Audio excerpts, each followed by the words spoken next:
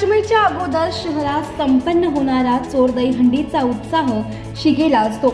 अशीच एक चोरहंडी पाहायला मिळाली, ती म्हणजे नवी मुंबईत। मनसेच्या वतीने नेरूळ येथे सालाबाद प्रमाणे यंदाही चोर दहीहंडीचे आयोजन करण्यात आले। या चोर दहीहंडी उत्सवाला मनसे युवा सेना प्रमुख अमित ठाकरे यांची प्रमुख उपस्थिती लाभली।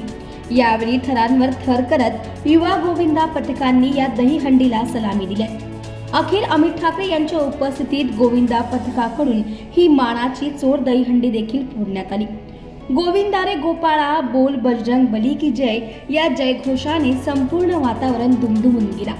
फक्त गोविंदा पथकच नव्हे तर प्रचंड गर्दी देखील या चोर दहीहंडीचं आकर्षण देखील ठरली आहे। यावेळी नवी मुंबई मनसे शहराध्यक्ष गजानन काळे यांनी म्हटलं की या सराव हंडीचं हे 4थं वर्ष असून अमित ठाकरे यांच्या उपस्थितीमध्ये सलामी देण्यात आली। यावेळी ठाकरे आल्यानंतर काय गर्दी होते याचा अनुभव नवी मुंबईकरांनी घेतलेला आहे। अमित ठाकरे आल्यानंतर मोठ्या प्रमाणात गर्दी झाल्याची पाहायला मिळाली।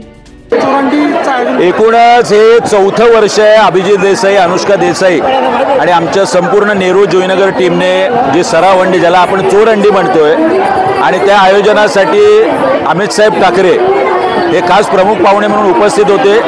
ठाकरे आल्यानंतर काय गर्दी होते याचा अनुभव आता नेरूळकरांनी आणि नवी मुंबईकरांनी घेतलाय। हजारोच्या संख्येने लोक अमित साहेब ठाकरे यांच्या स्वागतासाठी उपस्थित होते।